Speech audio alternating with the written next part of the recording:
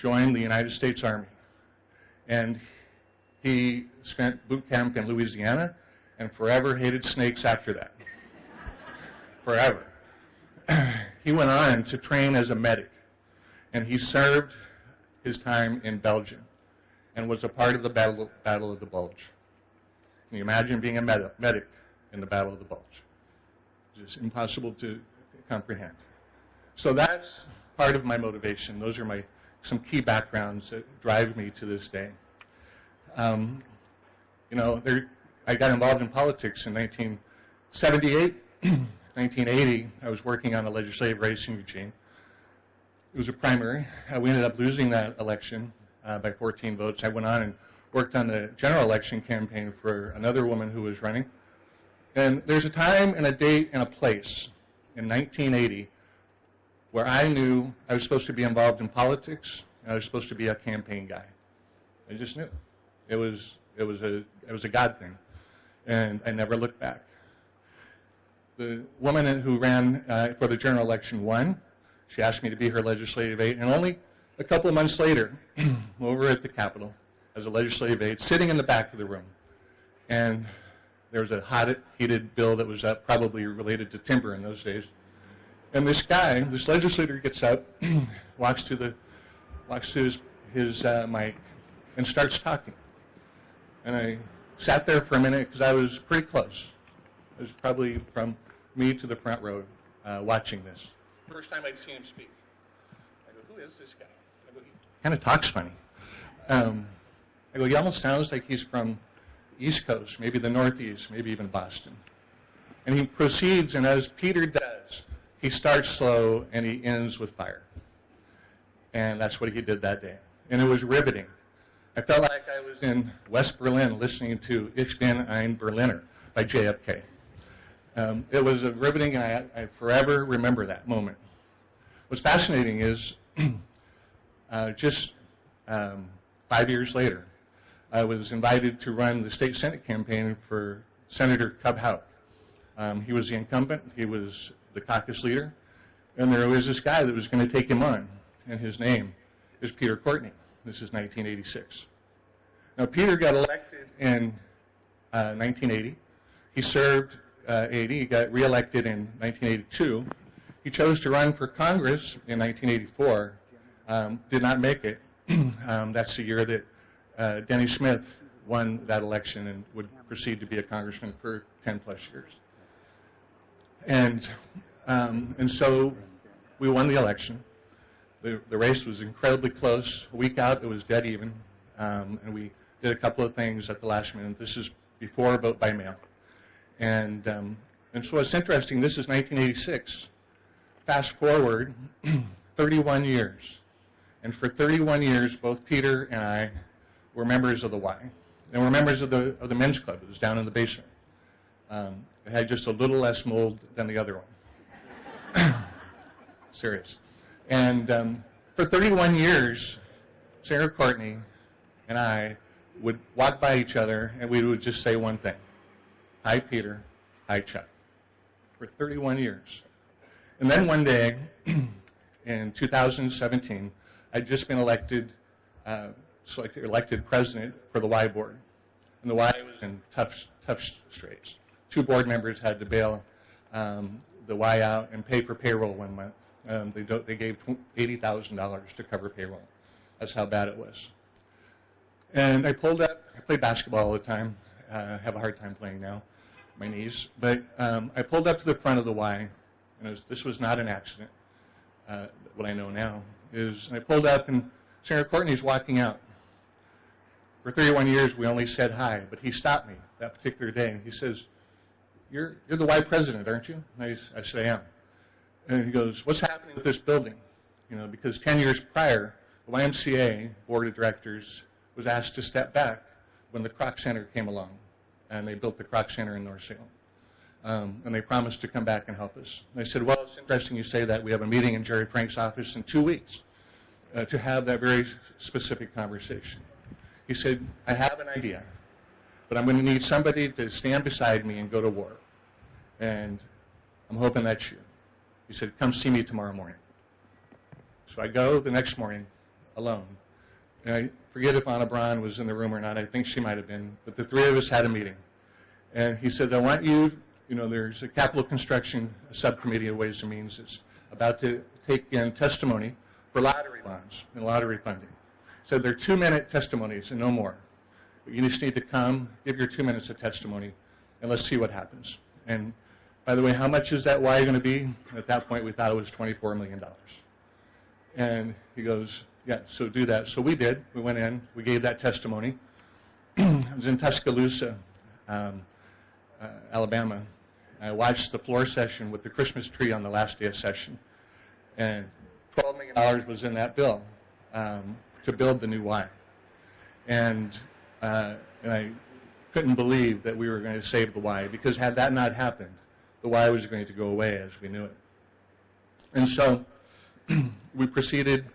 As soon as I understood that the Y was on good footing, we had a good direction, we had other fundraising, I turned my attention to housing, because for 90 years the Salem Y has had housing, and at 18 units. But we turned our direction to housing. Laura Moret, Anna Braun, and I started looking around. And Laura and I actually went and met with developers all over town to try to understand what's it take, what's it going to cost, how we're going to get this done. And bottom line is, we finally had a meeting over at Mountain West with Richard Berger, and he did a whole pro forma in front of us, and we were $1.5 million to $2 million short. And this is in late April, May, about when that capital construction subcommittee was to meet. And I woke up one night and I said, I got to get in to see Peter. So I go in the next morning, actually. I got in, and and I said, Peter, I go, we're working on this housing issue, and I go, we're about $1.5 million, $2 million short. You think we should go for lottery bonds? He started yelling and screaming at me, as only Peter can do, right? I think he kind of kicked me out of the office, to be honest with you. And I said, I'm sorry. He goes, no, you're not going for lottery bonds. Get out of here. Anyhow, so it was just a few weeks later. I'm sitting at Applebee's North, 2:15 in the afternoon on a Thursday. I see a call from Senator Courtney, and I answered, of course. And I said, hey, Peter, how you doing? And he goes, did you see it? I go, see what? You didn't see it? I go, no, see what? Yesterday. Did you see it? I go, no, I didn't see it. I got it. I go, you got what? I had no idea. I got you $5 million for veterans housing, because we had already concluded that it was going to be a veterans project. Tears came down my eyes, to be honest with you. It was an incredibly emotional moment.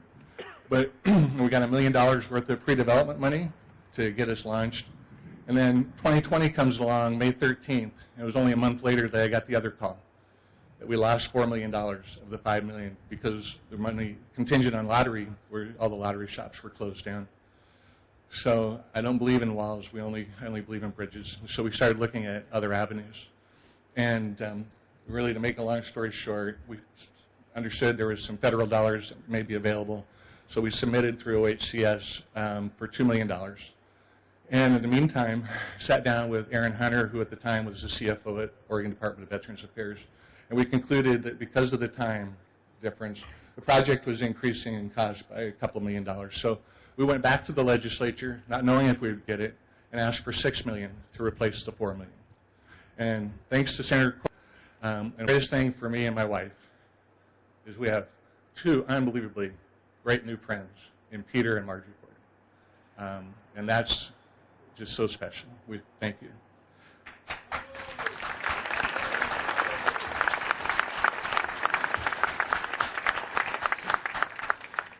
Now, quickly, I'd like to, I'm going to identify the people that really helped make this happen. And I'm going to have you stand up.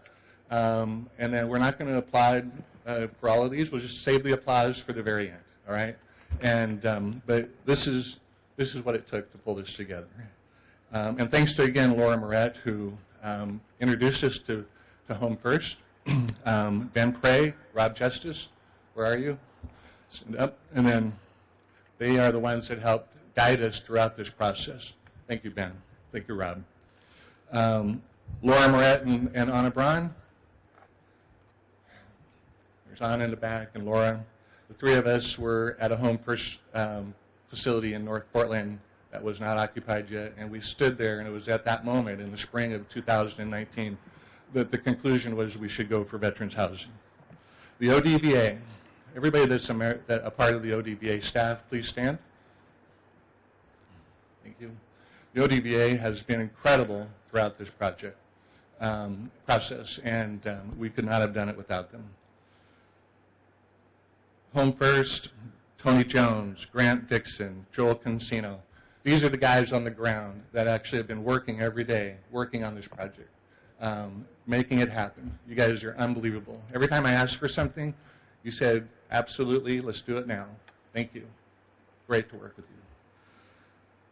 Lauren Carbonell and Bonnie Trumbo are interior design folks. When you go through and you take a look at you guys can go ahead and stop. When you go through and you see the different dynamics with the interior design, the different colors, there's 4 different colors in the rooms. There's different floorings and backsplash. All the furniture, you can thank these two for that.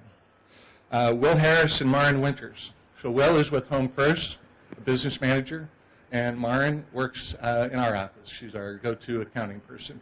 Will and Maren are the ones that processed all of the draws and paid all the bills, to the tune of $10 million. So thank you guys. You did unbelievable.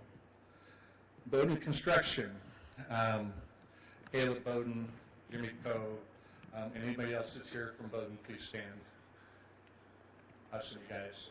You guys have been busting the last few days. Thank you so much for all your hard work. And I've heard over and over you do it because you care about this issue and you care about what the cause is. Thank you. Oregon legislators. Will all the Oregon legislators please stand? Right? Obviously, we could never have done this without your support, and we thank you. Senator Courtney led the charge, but you helped make it happen. So thank you for all that you did. And our great sponsors, really, People's Bank, Julia and Carrie, please stand. Thank you for your contribution. They helped us with the donor wall and also with construction costs. Willamette Health Council, if you're here, also a huge contributor. Key Bank, Ernesto Koskovic, a great friend and partner, another great supporter. The Veteran Services Organization, Maureen Lanford Foundation, the Swigert Foundation, Jerry Walling, the Maltz and Pratt families, Dickinson Consultants, Councilor Norde. We thank all of you for your contributions to this effort. Thank you. Mabley Ventures is going to be our property manager, and Justin Allen is going to be on point, and he's been awesome to work with. The vets, I'd also like to big thank you to the Y staff and leadership. I mean, the Y staff has been working so hard these last few days pulling this all together. Will all the Y staff stand, please? Right? You guys are amazing. Thank you for what you've done. And also, now and then the Y Board of Directors. If you're part of the Y Board of Directors, go ahead and stand. Welcome. Thanks for what you guys have done and all the support you've given to this. And then my Y Veterans Housing Board. It's 8 people, and they're fantastic. They've done such a great job. This has been a very unusual project, but thanks for all of your support on this, you guys.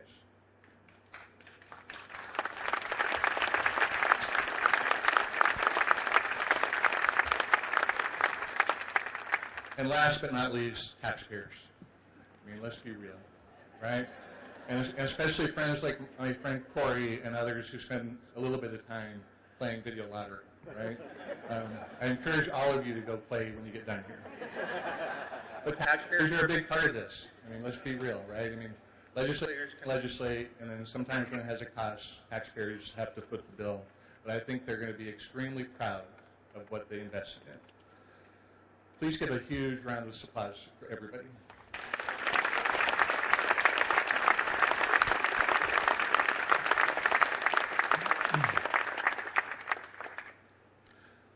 I didn't mention, I'm going to Senator Courtney's staff overall. Everybody that's been a part of Senator Courtney's staff, will you please stand too? I had you written down. But you guys have made a big, huge difference. Right? on with the program. Allow me to introduce A.J. Clausen, the Y Veterans Housing Board President. A.J. is a very good friend. He's a Marine who did 2 tours in Afghanistan and Iraq. He also recently completed the Ironman here in Salem, right? So that's ridiculous. He's also, what's more ridiculous is he's an extreme runner, so he does 50 and 75-mile runs. I mean, I do that every now and then. So please welcome A.J. Clausen.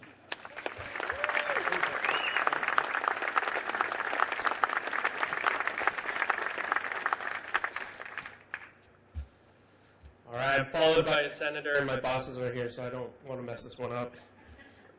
Good morning. My name is Alvin Clausen. I am the board president of the Courtney Place Veteran Housing Project. 15 years ago, I went by Sergeant Clausen.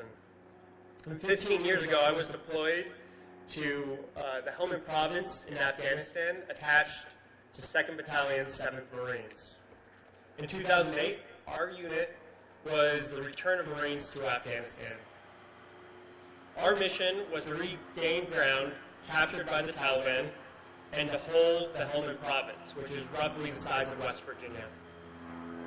That year, we were the hardest unit hit in the Marine Corps.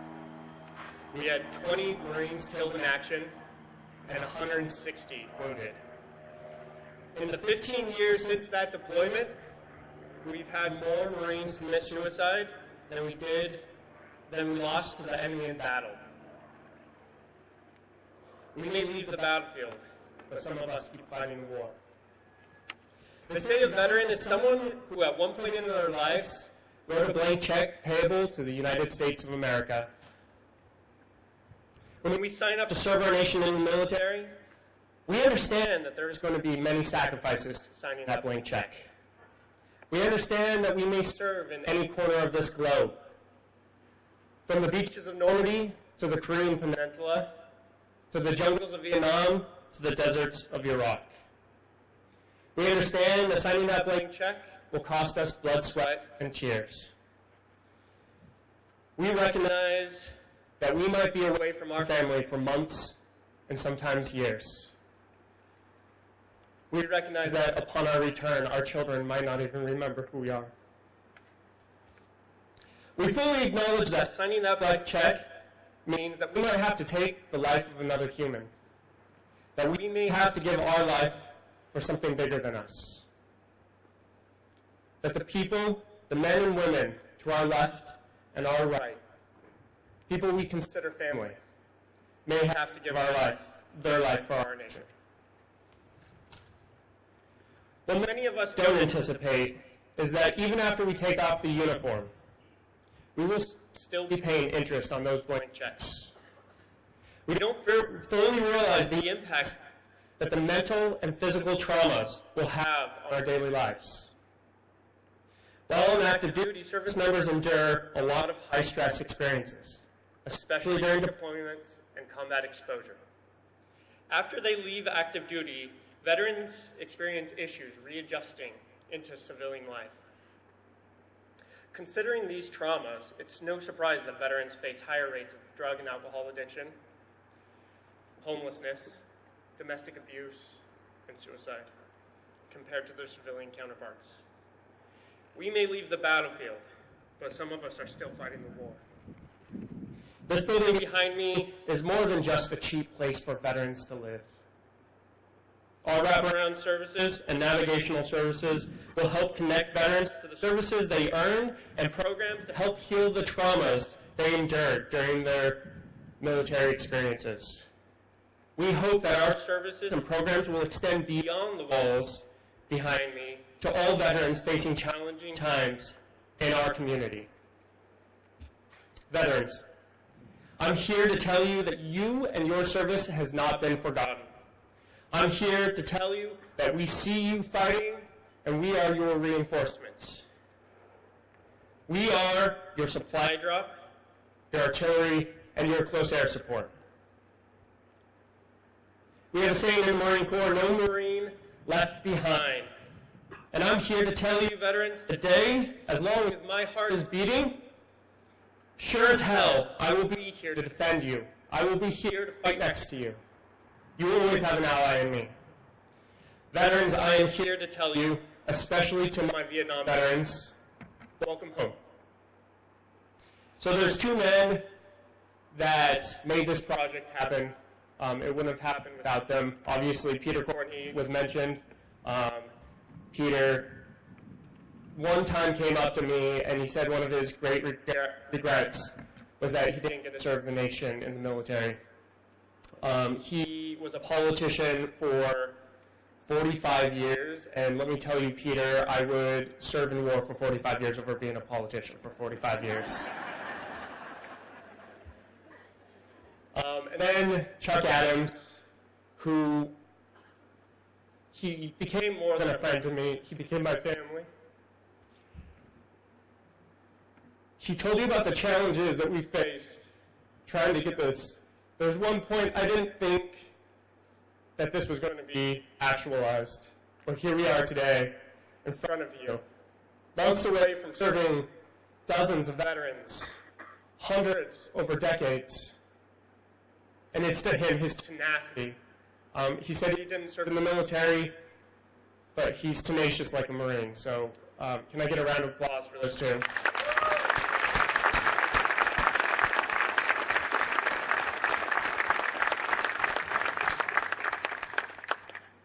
I'm happy to announce that we have selected an executive director to lead this project and serve the veterans in our community.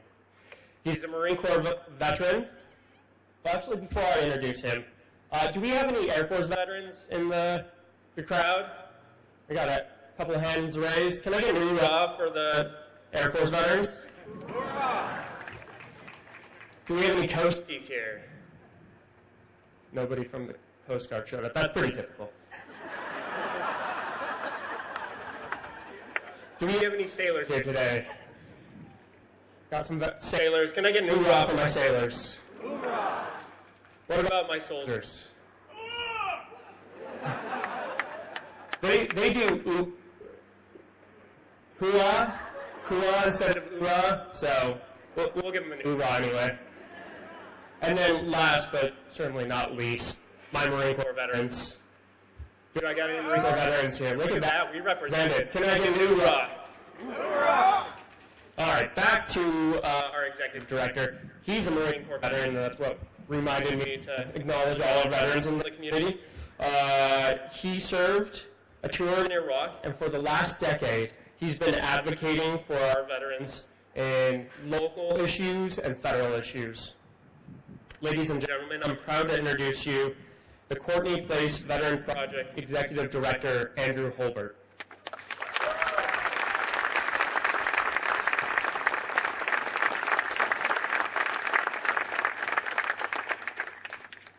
Good morning, everyone. It's really tough to follow, by the way. As AJ said, my name is Andrew Holbert. And thank you very much for the introduction, AJ. What an exciting day, huh? I know it's everyone's real tight right now, so breathe easy. You made it to the finish line. I know a lot of you have been waiting a long time to get here, but I got good news. You made it, right? I'm personally incredibly excited about the Courtney Center opening. But I first want to state how very appreciative I am to those who had a hand in the construction, development, and leadership thus far. Thank you to the Oregon federal, state, and local delegation partners, the Oregon Department of Veteran Affairs, the Marion Polk YMCA, the Veterans Housing Board, and so many more. And of course, I'd be remiss not to mention Mr. Courtney himself. So thank you very much.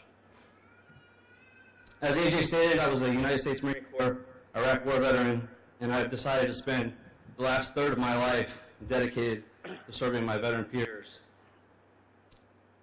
If you had told young Corporal Holbert that when he separated from the Marine Corps, he'd be serving the veteran population, he probably would have looked you stone cold in the eyes and said, "What's a veteran?"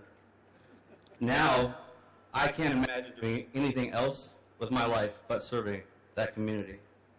Turns out I had a passion for that. I had a passion for helping my peers get out from some of those statistics that AJ listed earlier, to overcome and have a different narrative for our lives. The Courtney Center will be a symbol to veterans all over Oregon of the commitment and dedication of the heroes who have served our nation, not just in the area of housing, but beyond. Securing housing is only just the beginning. This place will serve as a beacon of hope, as a hub for resources, as a place of peace, a place that will foster camaraderie and will forever be synonymous with veteran success. It is my honor, it is my privilege to serve as the executive director, and I am highly eager to get this thing open and start serving our veterans. Thank you very much.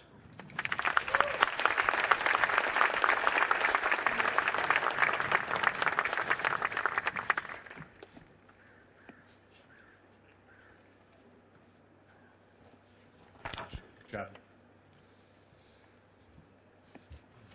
Next, we'd like to introduce Honorable United States Senator Ron Wyden. Senator Wyden really doesn't need a lot of introduction. We all know him. He's been an elected official in Congress for over 30 years. We know him as a serious advocate for consumers, for seniors, for small business, and he's just unrelenting in his support for Oregon causes. So Senator Wyden, welcome.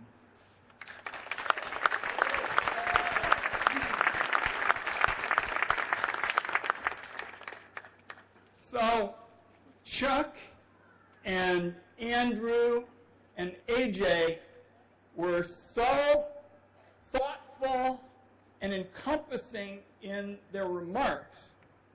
I thought I had to offer up for my short remarks a little bit of situational awareness, as sometimes you hear in the military and law enforcement.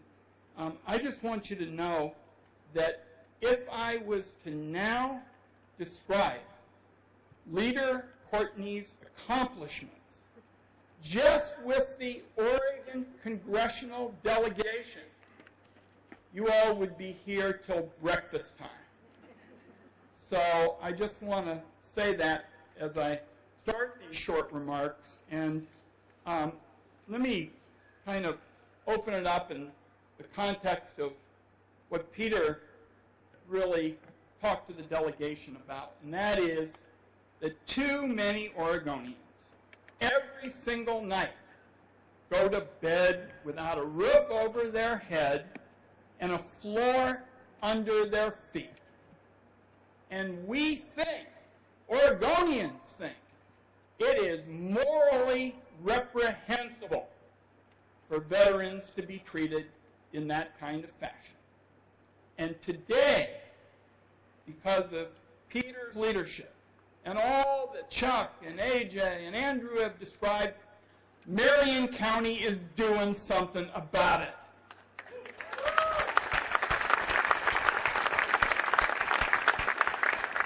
And I especially appreciate the way the community came together to build in these supportive services. I understand that the Y is going to be a big part of this. I just want everybody to know that I've been doing some serious playing of horse with my children.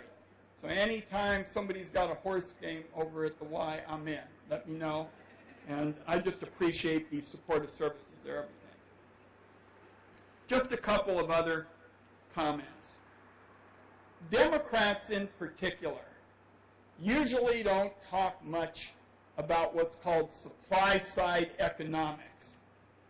I want you to know, in Oregon, we have got to be supply-siders when it comes to housing. We need more housing, and we need it of a variety of different approaches. You may have heard something in the past about what's called LIHTC, low-income housing tax credits.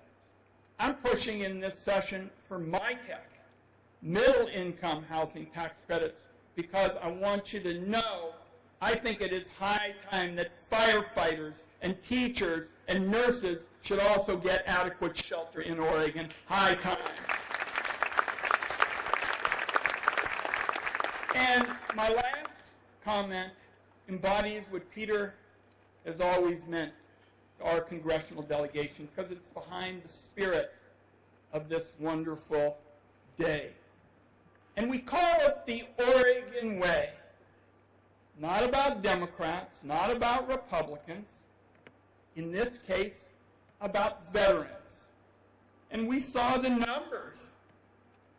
Hundreds of thousands of households have reported they can't make rent and afford groceries. Huge numbers, and many of them are veterans. And Peter led our delegation for years on causes related to veterans. I think you all know about the tragic numbers, and I believe Andrew touched on it, of rising suicide among veterans. Well, when you have your family with you, and you can be comfortable in your community, it's not as likely that veterans and Oregonians will feel so desperate. So make no mistake about it. This project is due to the word that describes Peter Courtney better than anything else. If I had to pick up one word, it is tenacious. And I went to school on a basketball scholarship. Dreaming of playing in the NBA, kind of ridiculous. But I'll tell you what we used to say about people like Peter. He comes to play every day. And he certainly did that for veterans. And so this project, mention was made, Senator Merkley and I made it a priority. We were able to help with $2 million for Courtney Place. Peter essentially was able, with his Oregon Way approach, working with Democrats and Republicans, secured 3 times as much. So this is a wonderful occasion today for veterans and their families, and horse players will join me at the Y. But it's also a great day for Oregon's approach to the future, which is doing a lot more of the Oregon way, and not the bickering, and not the quarreling about stuff that everybody says after that talk was over didn't matter. It's about doing it the Courtney way, and focusing on results, and helping, and standing up for people who shouldn't be forgotten, like veterans. So God bless to this community. God bless to Peter Courtney and all that he has done to make Oregon a better place. Thank you.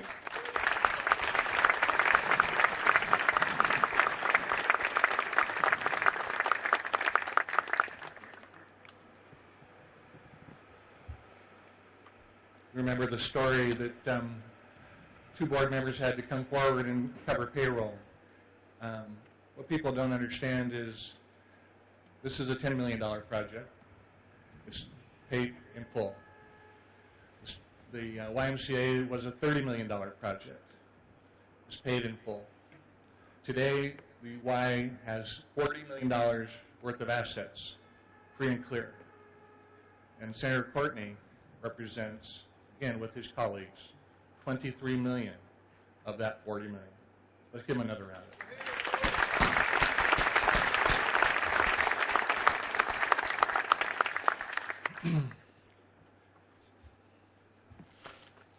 Next, I'd like to introduce Councilwoman Twomey from the Grand Ronde. Councilwoman was raised in Marcola and has served several terms on the Tribal Council. Councilwoman Twomey worked 18 years at the University of Oregon, go Ducks, in the Office of Multicultural Academic Support, and we welcome her.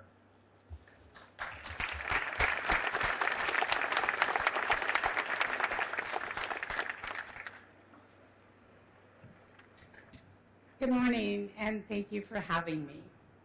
It's a real honor to be here. As a proud Army veteran, the wife of a retired Army veteran, and the daughter of a World War II Army veteran, and a tribal leader, these issues are personal for me and near and dear to my heart. And a warning, I'm a crybaby. According to the state of Oregon, over 1,400 veterans are homeless on any given night in this state. These are our brothers and our sisters. It saddens me to think that they stepped up to serve this country when we needed them the most, and yet they struggle to get the resources they need. That's what makes this project from the YMCA of Marion and Polk counties so special and such a blessing to those veterans that need a helping hand. As a tribe, we recognize the importance of wraparound services for those in need. Not far from here, the tribe's Great Circle of Recovery implemented a holistic approach to help those fighting addiction. It's wonderful to see a similar approach being implemented here. That this veteran housing complex will not just be a place for them to lay their head, but a place that can help get them the comprehensive services they need. Today, we not only celebrate you and this new facility, but we celebrate those that Courtney Place will serve. I raise my hands to you and the work that you are doing here. Please do not hesitate to reach out to the Confederated Tribes of Grand Ronde if we can be of assistance with you in your efforts. Haimasi.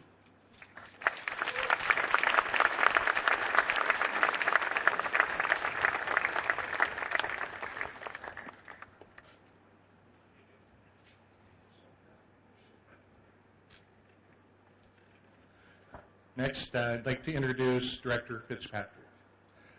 Director Kelly Fitzpatrick is the Director of the Oregon Department of Veterans Affairs. The Director was appointed in 2018 and is the first woman Director in the agency's nearly 80-year history. She retired from the United States Army in 1996. Welcome, Director Fitzpatrick.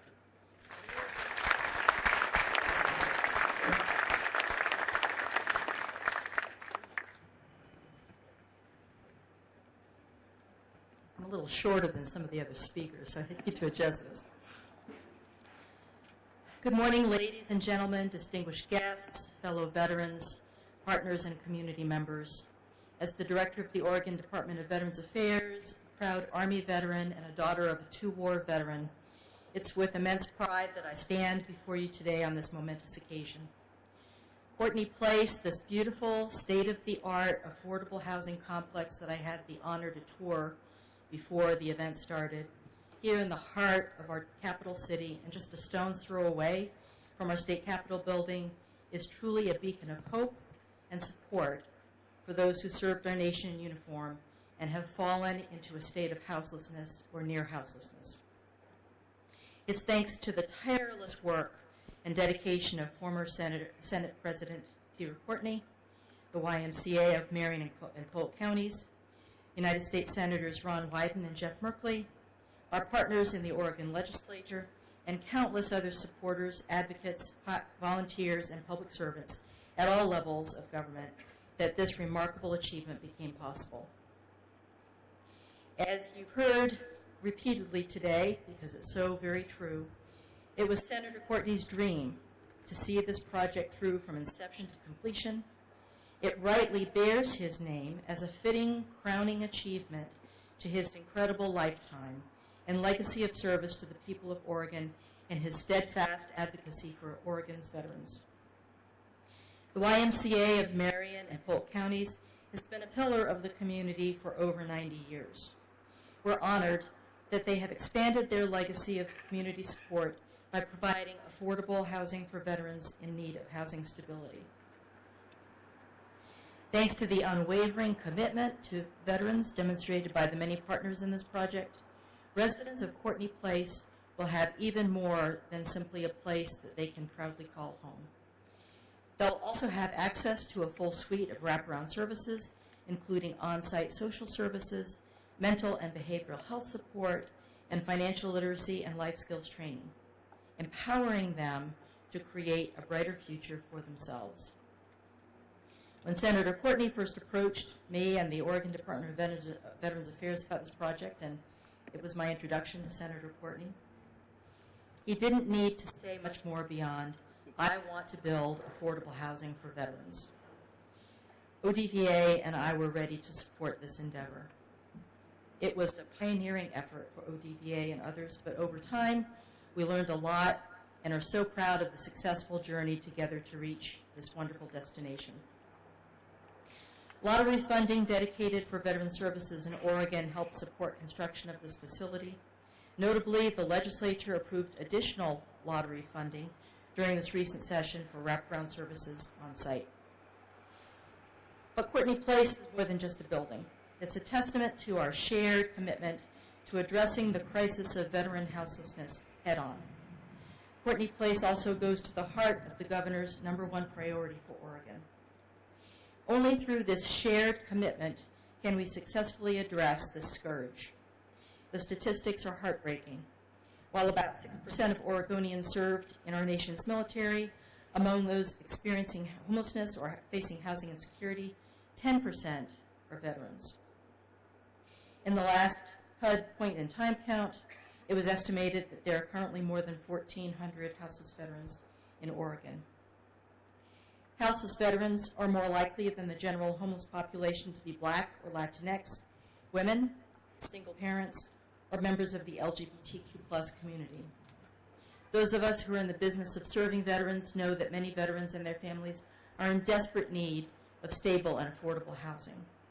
They face this need due to any number of unfortunate life circumstances. For some, it's due to unemployment or underpaid employment.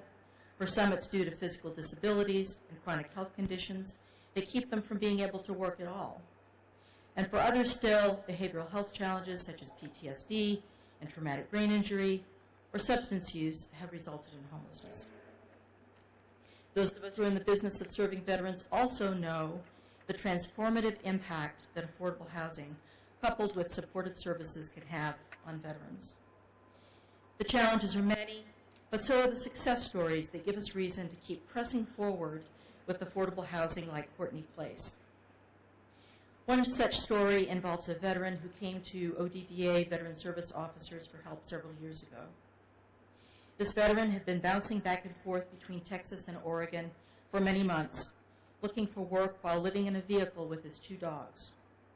In part because of his lack of a stable housing situation, he had been unsuccessful in his repeated attempts to access compensation for disabilities connected to his military service in the Iraq War. Sadly, this veteran also had a young family who were couch surfing with various family members here in Salem. By the time the veteran and his family came onto ODVA's radar, the family had just about given up hope. As is so often the case, the first step was to get the veteran and his family into housing. We helped connect the veteran with supportive housing, allowing the family to finally live together and begin the healing process. The veteran also enrolled at the Salem Vet Center to begin receiving behavioral health services. Then, with the help of his veteran service officer, as well as congressional support to help expedite his case, this veteran was finally able to receive service-connected disability compensation from VA. Within just 2 months of moving into supportive housing, the veteran received a retroactive payment of almost $49,000. It enabled the veteran and his family to eventually buy a home of their own. But none of this would have been possible without that first step of stable, supportive housing. The resources and support that were provided to this veteran and his family were enough to give them some breathing room and a chance to be together while working through service-related challenges. Success stories like this one happen thanks to the work of dedicated community providers like the YMCA, Veteran Service Officers, social service providers, state leadership, and the local community working across our state and our nation to improve the lives of those in need of housing stability. And thanks to Courtney Place and all who made it possible, such success stories will continue to happen in Oregon. In conclusion, today, we celebrate the opening of not just a building, but a testament to the power of a community with the compassion and force of will to ensure that no veteran will be left behind. May Courtney Place forever be a place where veterans who selflessly defended our nation's democratic values can find supportive housing in their time of need. Thank you.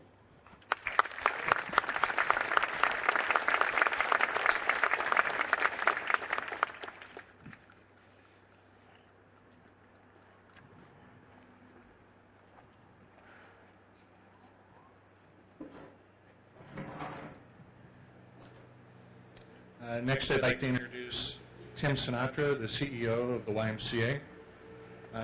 Tim has been an incredible burst of energy and leadership for the Y. He has moved mountains, and his connections to the community and to key stakeholders. He rose and came right beside us on the Veterans Housing and has been in the trenches every single day to help us make this all happen. So please welcome Tim Sinatra.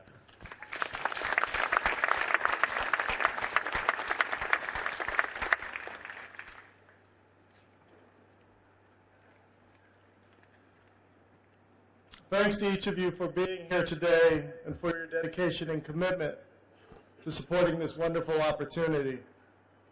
You know, when you're bald, you always get asked, are you a veteran or do you work for the police department? It's been a blessing and a curse, similar to my last name, Sinatra. My father did serve, and I have a servant heart like police officers and veterans for my community for the last 34 years. The Salem YMCA has been here since 1892. We think we're the third oldest YMCA on the West Coast, something to be proud of. Housing is not new to us. We had 90 years of housing right across the street where the flagship YMCA is, and it's the place when Senator Courtney got off the Greyhound bus and needed a place to stay. Room 206 is where he laid his head and never forgot that, and we thank you. Our main goal at the Y is to bring a broad range of supports within easy reach. We do this from a community-based approach and a person-centered approach. That allows us to stay connected and relevant to the needs of the children, families, and adults we serve. We are so excited about the impact Courtney Place will make for our future veteran residents. About a year ago, I was at a meeting with Senator Wyden over at Tanner Project, and Sarah was sharing with us all the great work that was being done there. And there was a female veteran who was staying at the Tanner Project who was sharing with us the challenges that veterans go through and what she was going through. Her and her father were living out of a car. Her father was a veteran too, very seriously ill. But due to the situations of the illness and maybe costly bills or whatever might have come their way, it was a tough situation, and two amazing veterans living out of a car here locally. After hearing her and her father's story, I was heartbroken and frustrated, but I was also thankful for the Tanner Project, for you, Sarah, and your team, and also Courtney Place. And I whispered in her ear, I said, hold tight, Courtney Place is coming, and you're going to have a home. Nobody, let alone our local veterans, should have to wake up wondering if they matter, if they belong, or if they have a safe place to rest at night. That's why the YMCA focuses on a triple bottom line: stability, health, and well-being. Courtney Place will provide just that. The Y Veterans Board of Directors have worked tirelessly to coordinate with other local nonprofit and government agency so that when the doors open this January, all the veterans living in these beautiful apartments behind me will have access to supportive services to help lead successful and purpose-filled lives, knowing that they are part of a larger family. Courtney Place is designed to be a place where veterans call home and find a supportive community. Both men and women veterans are eligible, including their children. There are 34 units total at Courtney Place, 27 one-bedroom, 7 two-bedroom, ranging from 400 to 700 square feet. One of the main benefits for all the veterans who live here will be an on-site team led by Andrew, and thank you for joining the team, Andrew, who will be able to connect veterans to community resources. The team will connect veterans to employment opportunities, basic needs assistance programs, healthcare supports, and other resources. Another unique benefit of Courtney Place is the co-location with the YMCA flagship facility, where all veterans who reside here at Courtney Place will have a free membership, which provides potential employment and educational opportunities, access to health-related supports, opportunities to expand their personal networks, resource navigation, and child care supports. Basically, the staff and volunteers of the YMCA will become part of their extended family. Once you cross the path of the YMCA, you become family. We meet you where you're at, provide relevant supports, and make a commitment to be with you for life. Because when we, as a community, come together and care together, we succeed together. In the end, what's most important is that we want all the veterans and their families to know that someone sees them, cares for them, believes in them, and appreciates their sacrifice and service for the greater good. Thanks again to all of you here today and everyone who believed that this day was possible.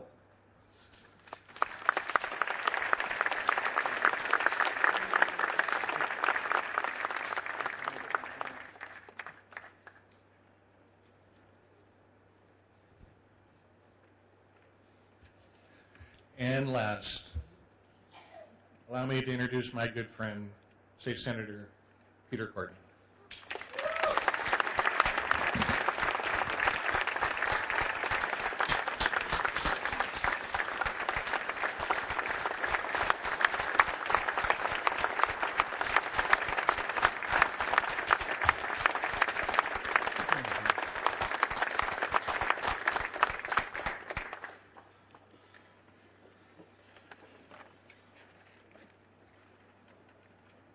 So today is not about Peter Courtney.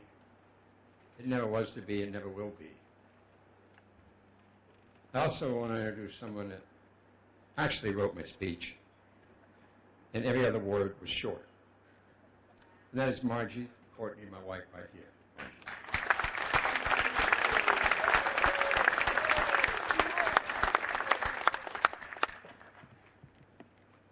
The real story of this building will never be told, unless the press is really good. This building, I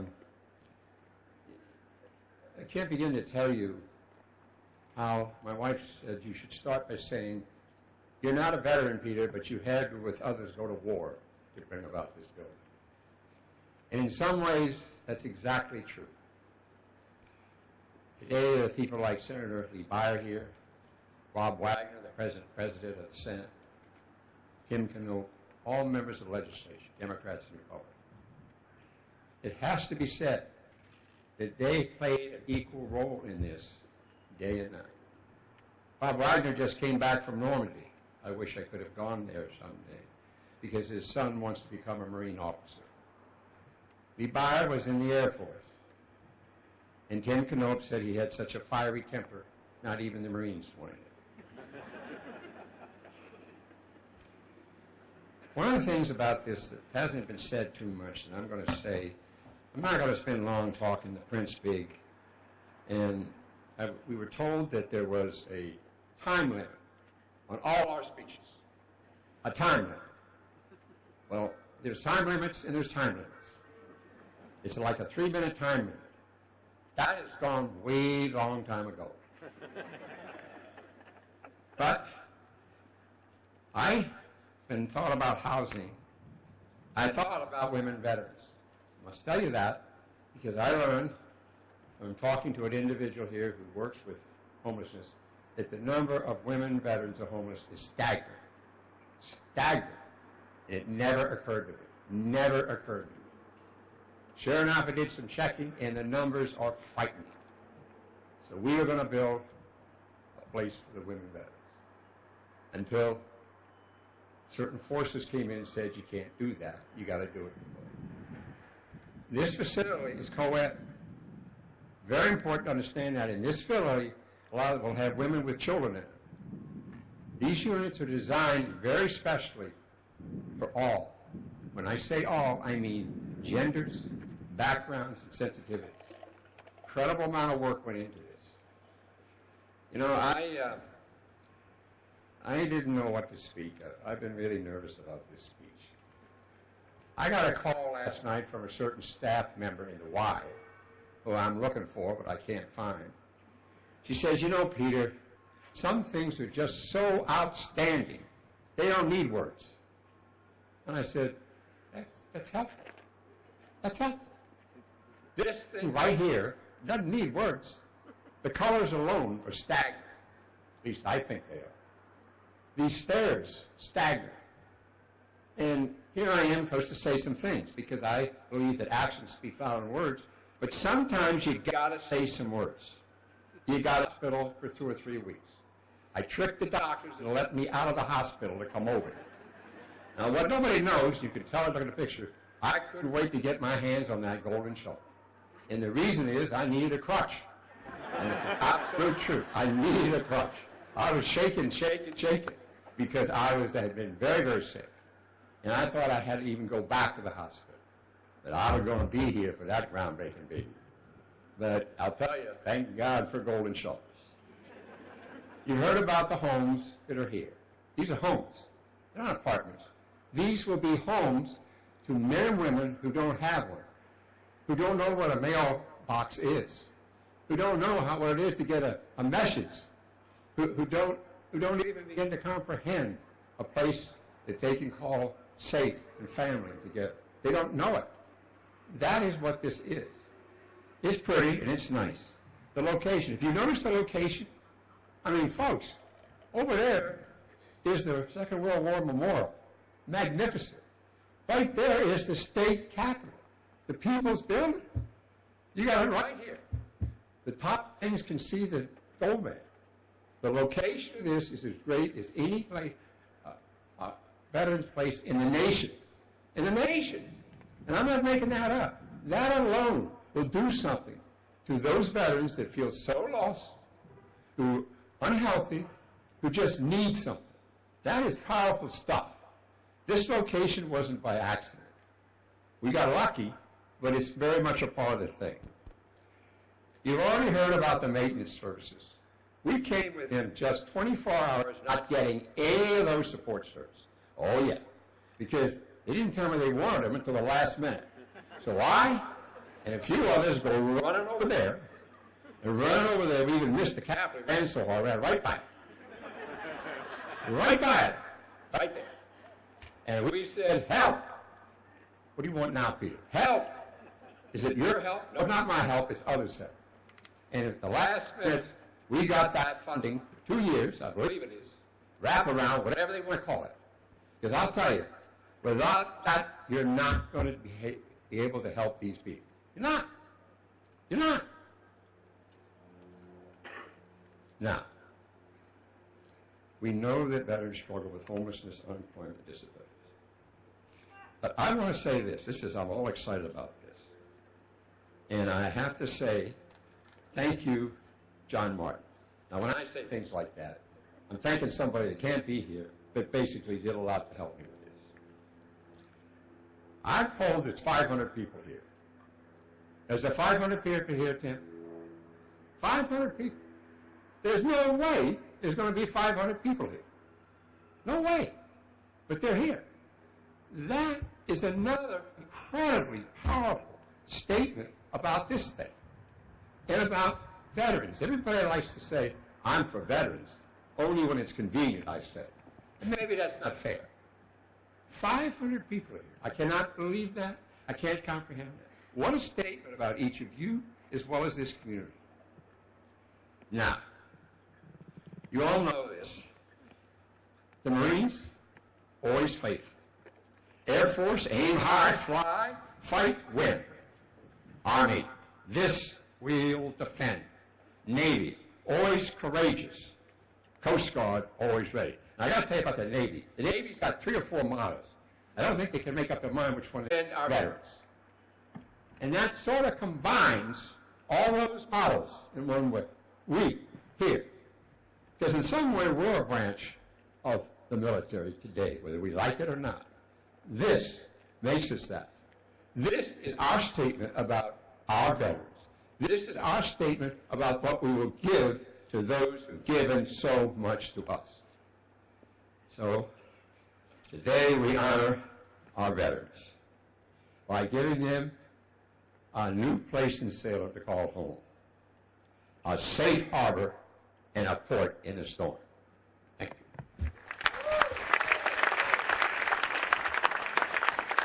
Thank you, Pastor. Thank you.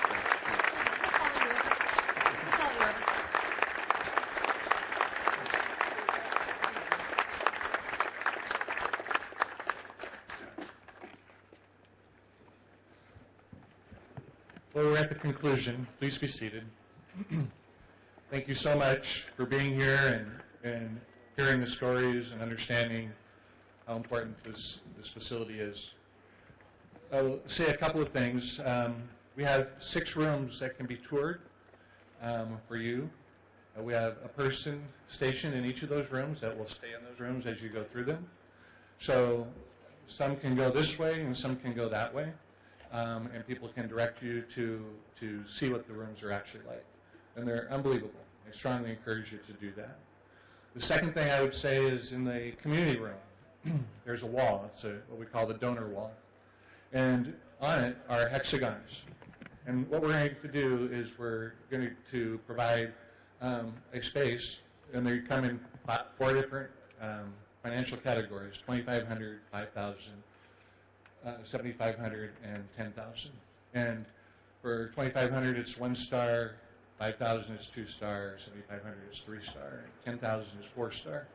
And if you want to recognize or honor a family member or a friend, you sign up and you take one of the wall hexagons, and it stays there for life.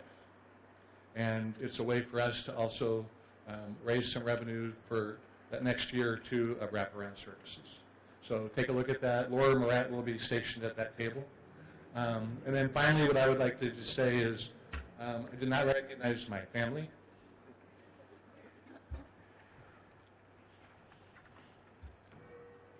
That's why I waited until the end on this one. My wife has serious health issues. She couldn't be here today. My daughter, Katie, my son, Taylor, and I don't think Chris made it, my 37-year-old special needs son, who's everybody knows and everybody likes a lot better than me. And I just want to thank them for all their support. They've been unwavering. And there's also a group of friends that have stepped up unbelievably and been a part of our lives and have injected themselves into helping support our family. And I cannot thank you guys, and you know who you are. I cannot thank you enough. And so with that, thank you for being here, and we look forward to this place opening in January. And the last thing is, the reason it's not opening until January is a supply chain issue. We cannot get our electrical boxes in time, unfortunately. It's a phenomenon that's true across the nation. And so they're supposed to be here in November. They get installed, we get our permits, and we will be open in January. So thank you, everybody. One last round of applause.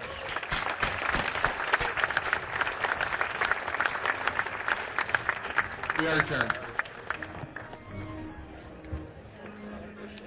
Thank you, ladies and gentlemen. You've been bearing witness live with Salem News Journal.